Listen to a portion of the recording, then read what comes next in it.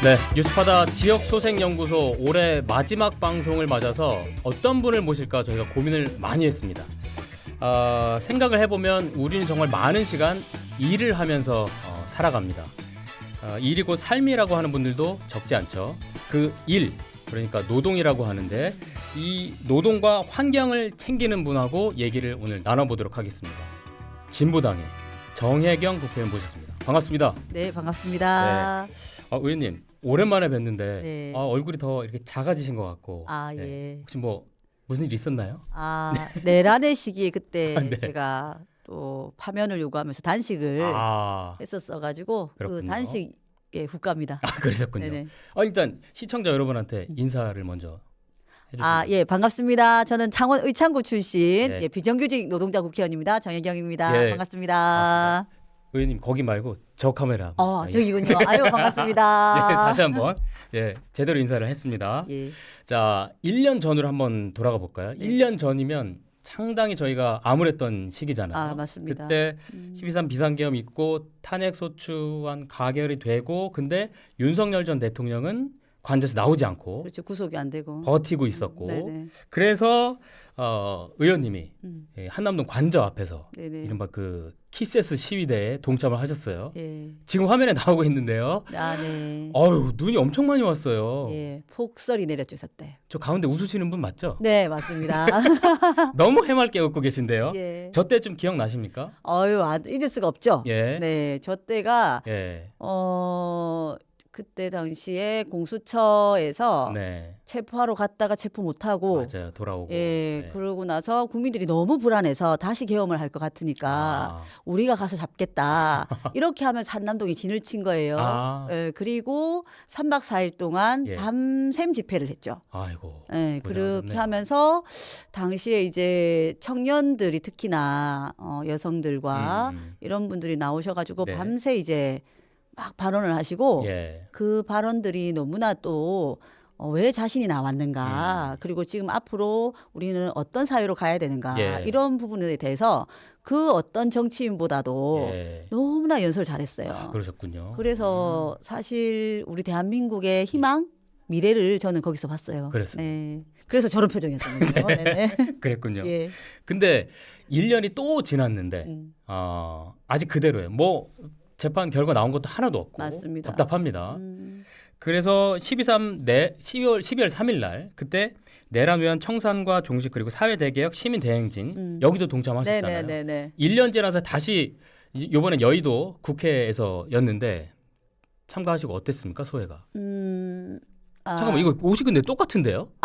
예. 그때 입었던 옷을 또 입었고 저기에 보시면 그 응원봉에 예전에는 윤석열 파면이었거든요. 지금은 내란 청산이 되어 있죠. 네네네. 예, 저렇게 해서 나왔고 사실 국민들이 똑같은 마음이 아니었을까 싶습니다. 이제 한 명도 아직까지 처벌받지 않았던 이 대한민국의 지금 이 사법에 대한 문제, 그리고 언론이나 뭐 당시에 내란을 부역했던 여러 공직자들 아무도 처벌받지 않았고 밝혀지지도 않았어요. 그러니까 국민들이 너무 답답하고 불안하고 지금 그런 심경이라서 저 자리에서는 이제 다시 한번 우리 국회의원들도 이 민심을 받아서 더 집중해서 내란 청산을 해야 되겠구나, 이런 생각 가졌죠. 그랬군요.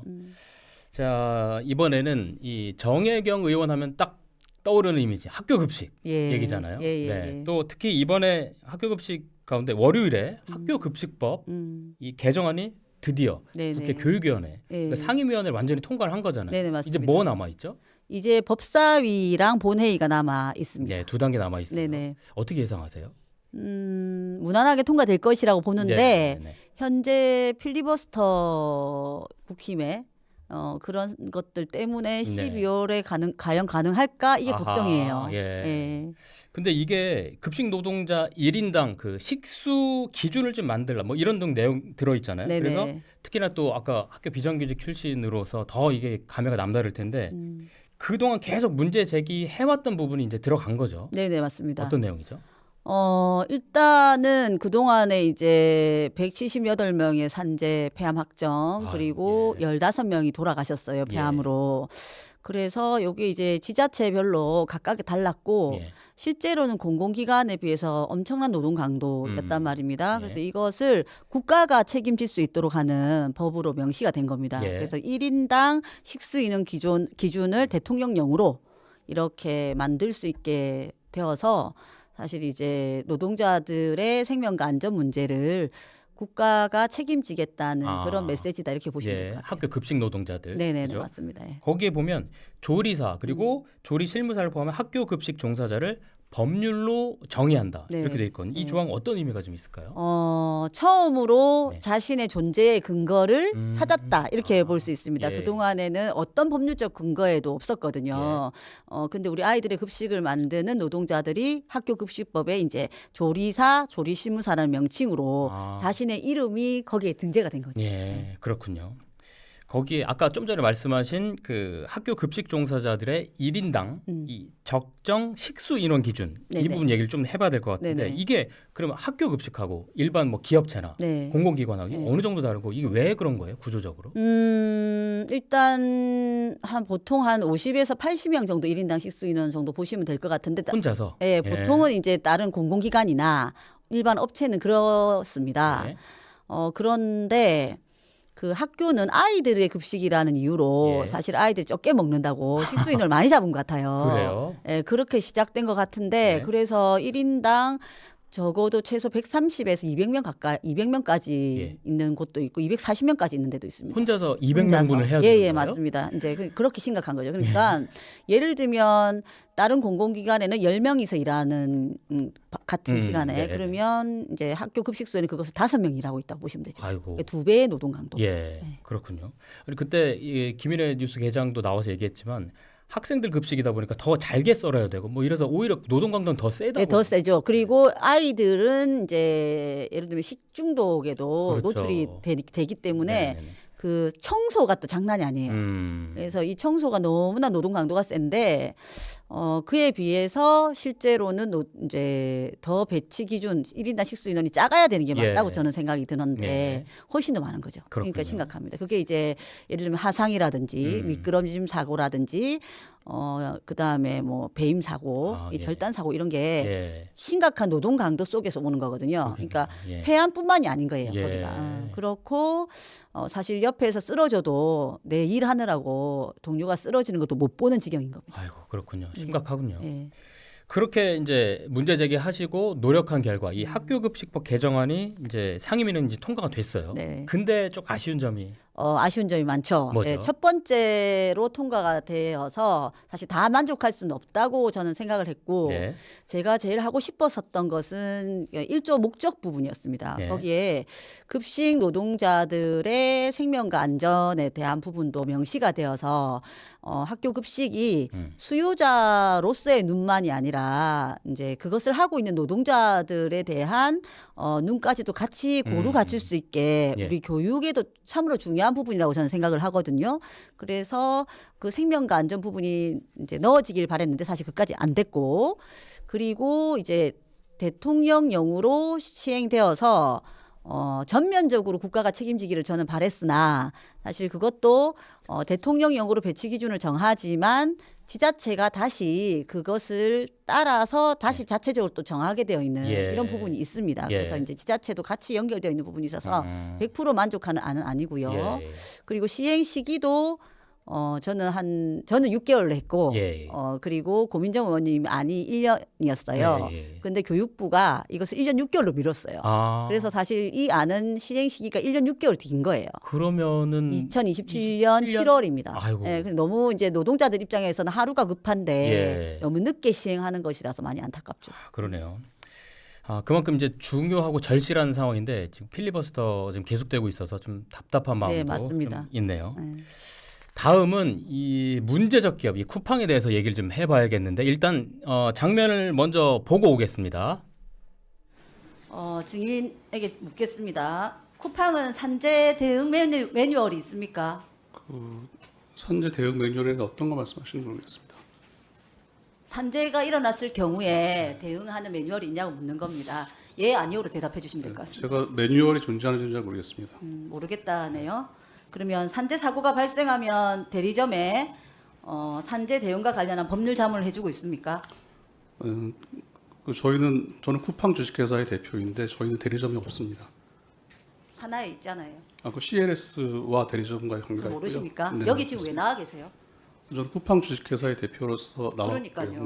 네네. 네, 그렇게 얘기하시면 안 되시죠. 네, 그래서 제가 대리점과의 그런 게 있는지는 저는 알 수 없고요. 그거는 CLS에서 쿠팡 택배 대리점과의 계약 관계가 예, 있기 아니오라면 때문에. 대답해 주세요. 네. 정슬기님 산재 사고와 관련해서 굿로직스의 법률 자문을 해준 적이 있습니까? 저는 모릅니다. 없습니다. 저 개인은 없습니다. 예, 모른다밖에 없네요. 네. 아니 그 CLS와 관련된 업무이기 때문에 네. 제가 그래도 지금, 네. 큰 사고였고 책임자였기 때문에 제가 묻는 거죠. 왜 묻겠습니까? 여기 이 자리에 나오셨어요. 모른다라고 할 것 같으면 왜 나오셨습니까? 답답했네요. 예. 예, 그러니까 많이 그쳤대. 예. 샤우팅을 좀 더 하시죠. 예, 화가 났었죠. 예. 아니 강한승 네. 전 대표잖아요. 네네. 자꾸 모른다고 하니까 저희가 좀 설명을 간단히 먼저 좀 드려야 될 것 같아요. 저희가 그래픽을 좀 준비했는데 이게 쿠팡에서 이제 주문을 받으면 어떻게 되는지 설명해 드릴게요. 자, 본사 조직이 있고요. 주문을 받아요. 그러면 물류센터 운영하는 CLS가 있고 그다음에 배송 담당하는 CFS로 또 나뉘고요. 방금 이 청문회장에서 이제 모른다고 했던 사람은 쿠팡의 본사의 전 대표였습니다. 강한승 대표였고 지금은 사임했고 그 다음에 지금 대표도 또 사임을 했어요. 그리고 지금은 어메리칸이 지금 와 있죠. 대표로. 네네. 그래서 모른다고 일관해서 안 된다는 점을 다시 한번 말씀을 드립니다. 자, 쿠팡 얘기 본격적으로 좀 해보면 자, 2020년부터 쿠팡에서 노동자 사망 사고가 정말 계속됐습니다. 맞습니다. 뭐 곳곳에서 계속됐어요. 그래서 이제 더군다나 최근에는 이제 개인정보 이 3,300만 명의 개인정보가 유출이 돼서 더 큰 문제적 기업이 됐는데 이게 1월달 장면이었잖아요. 저게. 네. 그러니까 올해 1월 네. 환노위. 저 때도 그 김범석 의장은 나오지 않았고요. 네, 그죠? 그렇죠. 그때 당시에 트럼프 대통령 네. 그 취임식? 예, 취임식에 예. 예, 거기 간다고 간다는 핑계로 안 나왔죠. 네. 예. 그러면 강한승 전 대표가 출석을 한 거잖아요. 네네. 어땠어요? 종일 답답했나요? 아까 예 봤듯이 예. 이제 그렇게 하는 것이고 그리고 쿠팡이 청문회 몇 번을 나왔어요. 예. 그러니까 대응하는 것이 이리저리 피해가죠. 그리고 그때 당시에는 뭔가 하겠다고 하지만 절대 뒤로는 개선이 거의 안 됩니다. 예, 그런 상황이 여러 번이라서 한노위에서는 분기별로 청문회를 해야 되는 것이 아니냐 예. 이런 얘기까지 나왔죠. 근데 강한승 전 대표가 윤석열 전 대통령하고 예, 사법 동기죠. 사법연수원 동기. 예, 예. 그렇군요. 근데 청문회에서 계속 지적을 하시는데 이게 산재 대응 매뉴얼 이 쿠팡에는 그럼 있는 거예요, 없는 거예요? 있습니다. 있고 있어요. 지금 이제 언론에 지금 계속 나오고 있는 중이고요. 실제로 이제 사망 사고가 나면 그 누구보다도 빨리 이제 그 사측이 갑니다. 예. 그래서 거의 대응 매뉴얼에 보면 예를 들면 그 위로금 부의금은 100만 원으로 한다. 이렇게 되어 있고요. 그런 거 돼 있네요. 예, 그다음에 네. 그 앰뷸런스에 실려갈 때도 기본적으로는 대리점에서 간다. 이런 게 있고 그다음에 그 유족 중에 네. 그 사측과 좀 친분이 있거나 내지는 우호적인 사람을 찾는다. 이제 그다음에 의료진에게는 사측이 이 사업 그러니까 일하는 작업 과정을 설명한다. 쓰러지는 과정을 설명한다. 예. 그리고 사측이 설명한다. 네. 이렇게 되어 있습니다. 그러니까 이제 옆에 원래는 그 옆에서 일하시던 분이 그렇죠. 설명을 해야 되잖아요. 그렇게 안 해요. 그러니까는 이 죽음의 과정이 은폐가 되는 거죠. 그렇습니다. 그리고 이후에는 뭐 유족과 이제 위로금을 가지고 이제 이렇게 협의를 하고 예. 그 이후로는 위로금이든 뭐든 간에 뒤로는 적지 않는다. 뭐 이렇게 매뉴얼 쭉 다 있어요. 제가 그래요? 그거 다 봤거든요. 예. 그러면 이거 예방에 초점 맞춘 게 아니라 대응 사고 나고 나서는 예. 이렇게 대응해라. 그래서 은폐하기 위한 목적으로 있는 겁니다. 그래서 제가 보기에는 올해 사망 사고 8명 예. 났는데요. 그거보다 훨씬 더 많다고 봐야 되겠죠. 드러난 것만 8명. 네네 맞습니다. 조금 전에 말씀하신 그 올해만 8명 사망하고 이 중에 6명이 근데 야간에 일하던 노동자들이었었어요. 그래서 이제 청문회에서도 이제 고 정슬기 씨 과로 사망한 이후에 쿠팡도 이제 과로사 대책 이제 내놨었는데 그때 나온 게 새벽 배송 격주로 네네네. 주 5일제를 도입하겠다였는데 이것도 근데 지켜지지 않고 있다고요? 예, 지금도 쿠팡 측에서는 그걸 하고 있다고 얘기를 하고요. 예. 제가 그때 당시에도 한노희 상임위인가 청문회에서 얘기를 했는데 네. 주 7일 배송을 하고 있는 분들이 대단히 많고 일주일 그거를 그걸 어떻게 하냐면 5일만 이제 아이디를 쓰고 자기 아이디를 네. 그다음에 이틀은 이제 대리점의 다른 분의 명의를 가지고 예. 아이디를 차용을 하는 겁니다. 그래서 결론적으로 보면 지금 나오고 있네요. 주 7일 배송을 하게 되는 경우가 많고 저렇게 해서 돌아가시는 거예요. 아, 아이디를 다른 아이디를 저렇게 예, 맞습니다. 저 버젓하게 저렇게 저런 게 많이 지금 나와 있어요. 아하, 증거로. 그러니까 주 5일로 격주로 해야 되는데 저렇게 아이디를 바꿔가면서 네네. 계속 일할 수 있게 그렇죠. 하는 거네요. 예, 이번에 제주도에서 돌아가신 그분도 예. 주 7일 배송하셨고 예. 그 휴가를 하루 쓰려고 했는데 그것도 쓰려고 하면 딴 회사 알아봐라 네. 이렇게 했었지 않습니까? 조금 전에처럼 이직해야 될 것 같다. 뭐 이런 식으로 예, 그렇죠. 협박을 하는 거네요. 예. 근데 이 쿠팡이 지금 이렇게 문제적 기업이 됐습니다만 그래도 한쪽에서는 이용자들이 워낙 많기도 하고 또 새벽 배송이 또 편리하다 이런 사람도 있고 또 기업체한테 너무 과한 거 아니냐 이런 얘기도 있다 보니까 조금 기업 때리기로 비춰지는 모습도 없지 않아 있는 것 같은데요. 글쎄 이 노동 현실 개선 논의 자체가 좀 쉽지 않은 분위기인 것 같기도 한데 어떻게 보십니까? 우리 시민분들께서 아셔야 되는 부분이 네. 연속적으로 고정적으로 야간 근로를 하고 있는 나라는 우리나라밖에 없습니다. 아 그래요? 예. 네. 그러니까 이제 고정적으로 한 사람이 연속적인 야간 노동을 하는 것은 예. 불법이에요. 그러니까 불법이라기보다는 건강상 안 좋은 거죠. 그래서 다른 나라는 하지 않아요. 이렇게. 필수적인 노동에 대해서도 예를 들면 돌아가면서 한다든지 이런 방식으로 하지 고정적으로 한 사람이 계속 야간 노동만 하지 않는다는 거거든요. 아 그렇군요. 예, 이게 2급 발암 물질이라고 네. 얘기도 하고 실제로 그래서 노동에 대한 시간을 계산할 때도 1.5배로 계산을 그렇죠. 하지 않습니까? 예. 그래서 그만큼 힘든 게 야간 노동이랑 건강에 네. 밤에는 사람이 자야 되는 게 정상이잖아요. 그렇죠. 근데 이제 그것을 하려면 사실 인력을 더 많이 뽑아야 하는 겁니다. 그래서 2배로 뽑아서 적어도 교대로 할 수 있도록 하는 것까지 해야 되는데 싼 노동으로 더 많은 이윤을 창출하기 위해서 쿠팡이 이렇게 하는 거기 때문에 이거는 하면 안 되는 일이에요. 네. 야간 배송 전체를 금지한다기보다는 최소한 배의 인력을 뽑아서 해야 되는 것이다. 그렇군요. 지금 말씀하신 것과 같은 우리 노동의 현실을 지금 담은 영상이 있는데 영상 먼저 보고 오겠습니다. 장관님, 제가 하나오션 지금 기사에도 났는데요. 노무관리 수첩을 입수를 했습니다. 여기서 부당노동 행위 관련한 흔적들을 저희가 많이 봤는데 이게 그 수첩입니다. 이렇게 보시면요, 엄청 꼼꼼하게 이 7개월 동안 1월 10일 날 보시면 관리자들이 노무 관리에 집중해야 한다. 그룹에서 중요성을 인지하고 있다. 이 그룹은 하나 그룹이죠.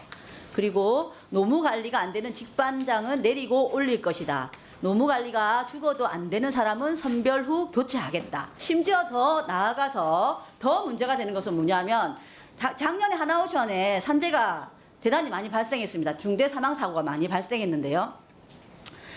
그때 당시에도 1월 달에 2명이 돌아가셨습니다. 근데도 산업 안전과 관련한 어떤 현장의 대책을 할 것인가에 대한 관리자 회의는 전혀 찾아볼 수가 없고 이 노무 관리만 열심히 합니다. 사망 사고가 1월 12일 날 났는데 1월 17일 날 회의입니다. 사고 직후임에도 불구하고 노무 관리에 집중해라 이런 메시지가 내려갑니다. 자, 그리고 또 1월 19일입니다. 노무 파트 회의를 또 합니다. 그럴 때도 신입을 어떻게 잘 조직할 것인지 관리할 것인지에 대해서 나옵니다. 그리고 1월 24일에는 2차 사망 사고가 발생을 합니다. 이렇게 현장에서 사용자들이 이 노무 관리 자체를 그 사망 사고에 대한 대책은 전혀 하지 않고 노무 관리만 하고 매달려 있는 하나오션의 모습을 볼 수 있습니다. 저게 이번 국감에서 좀 이슈가 좀 됐었던 노무관리 수첩. 저거 입수를 하신 거잖아요. 네, 그렇죠. 저거를 지금 고용노동부 장관한테 직접 전달을 했어요. 네네. 그 후에 뭐 네. 수사라든지 예. 근로감독이나 이런 것 좀 어떻게 되고 있어요? 그때 이후 바로 내사에 착수를 했고 예. 노동조합이 다시 형사 고소를 했습니다. 그래서 지금 형사 고소해서 이제 수사 단계에 있는 중이고요. 예. 그리고 중대재해건으로 인해서 압수수색이 들어갔어요. 압수수색까지. 예, 압수수색을 했기 때문에 이제 그 중대재해 사망 사고와 관련된 압수수색만이 아니라 통으로 된 거거든요. 네. 그래서 쭉 이제 조사를 하고 있는 중이다 보시면 될 것 같아요. 네. 아니, 특히 이제 저 해당 업체가 이제 하나오션이잖아요. 하나오션 하면은 저희도 몇 년 전에 네. 많이 힘들었던 이 노란봉투법도 그렇고요. 그 하청 노동자들의 이 투쟁까지도 얘기를 담았었는데 지금 하나오션 같은 경우는 그 470억 손배소 제기하고 지금 정부가 바뀌면서 손배소를 취하했습니다. 네, 맞습니다. 그때 그 당시에 고공농성장에서 내려올 때 의원님도 현장에 있었잖아요. 네, 네, 네. 1년 과정을 좀 보면서 감회가 좀 남다를 것 같아요. 일단은 노조법 2, 3조가 통과되어서 다행히 네. 손배가압류가 이제 취하됐는데 그동안 이제 수많은 노동자들이 손배가압류의 고통을 받았던 것이었고 처음으로 이제 이렇게 사측이 치하를 하면서 새로운 시대가 열리는 것이다. 네. 이제 손배가압류의 고통으로부터는 이제 좀 뭐라 해야 될까 벗어나는 것이다라는 게 하나가 있고 그다음 하나는 이제 아시다시피 그때 당시에 이제 그 누구냐 이름이 뭐였죠? 누구? 그 하청 비정규직 노동자. 유치한. 예, 유치한 그 노동자께서 이제 창살에 이제 이대로 살 수는 없지 맞습니다. 않습니까라고 하는 게 대중적으로 엄청난 충격이었지 않습니까? 이분들이 스스로 이제 노동조합을 통해서 네. 자기 힘으로 교섭을 할 수 있는 시대가 이제 열리는 가정이어서 대단히 뜻깊죠, 사실. 그러니까 원청과 직접 이제 교섭을 할 수가 있는 거잖아요. 하청 노동자들도. 맞습니다. 그래서 의미가 좀 있는 것 같고. 근데 이게 실제로 현장에서 잘 적용이 돼야 되는데. 그렇죠. 글쎄 노조법 2, 3조 관련해서 남은 과제랄까요? 뭐가 있다고 이제 보세요? 지금 시행령 관련해서 예. 이제 또 여러 가지 걱정과 우려가 있죠. 예. 결국은 이제 창구 단일화를 하는 과정에 교섭권이 어려워지는 것이 아닌가라고 하는 걱정이 있습니다. 교섭 창구 단일화 자체가 사실은 없어져야 될 궤도이긴 합니다.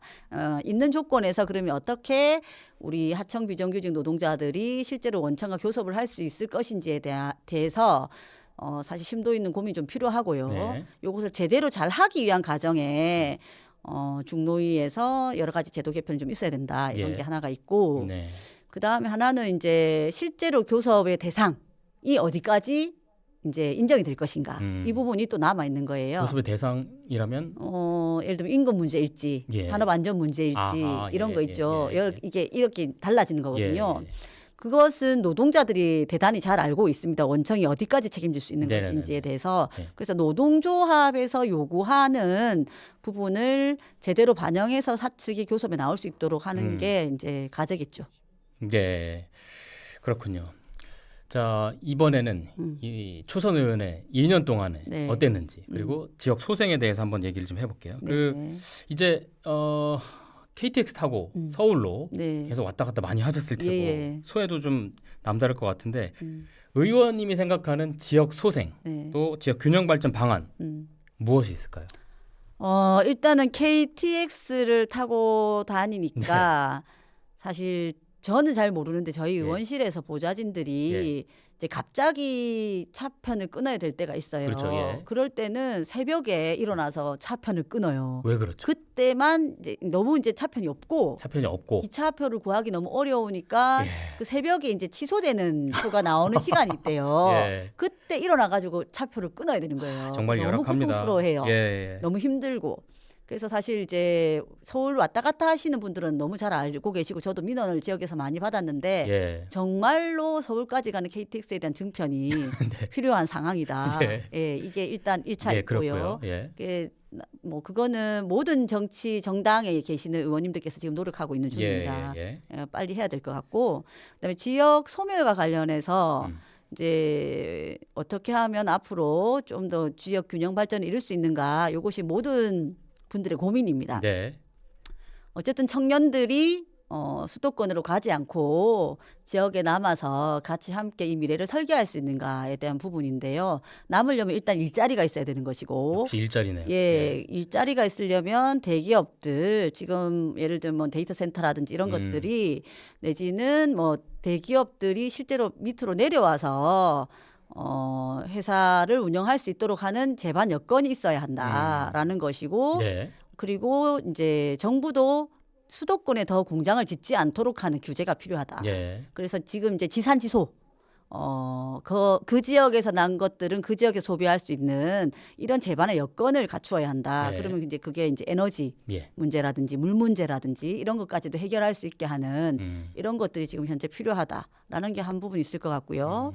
그리고 공공기관과 관련해서도 수도권 가미화되어 있는 부분들을 이전하는 거 이런 것들을 적극적으로 해야 되는 부분이 있겠죠. 공공기관 2차 이전. 예. 그리고 또 이제 문화적인 인프라 예. 더 중요하다고 생각합니다. 예. 그래서 사실 이제 청년들에게 물어보면 너무 우리 지역에 문화 인프라가 없어서 네.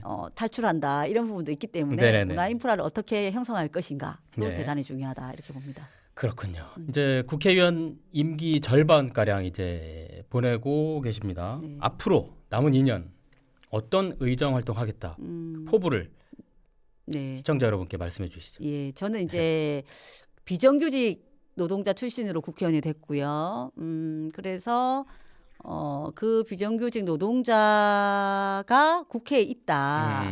그리고 예. 차별받고 소외받는 우리 서민들의 목소리가 그대로 국회에서 울려 퍼질 수 있도록 하겠다는 것이 제가 하고 싶은 정치입니다. 예. 그래서 그 마음을 잊지 않고 우리 현장에 계시는 노동자와 우리 서민들의 이야기를 많이 듣고 정말로 내가 저기서 하고 싶은 얘기를 하겠다. 네. 한다. 그런 의원이 좀 되고 싶고요. 예, 2년 동안도 그렇게 네. 하도록 하겠습니다. 올 겨울에 음. 또 문제가 생겨서 네. 키세스 시위대 또 투입돼야 된다. 네. 그럼 어떻게 하실 거예요?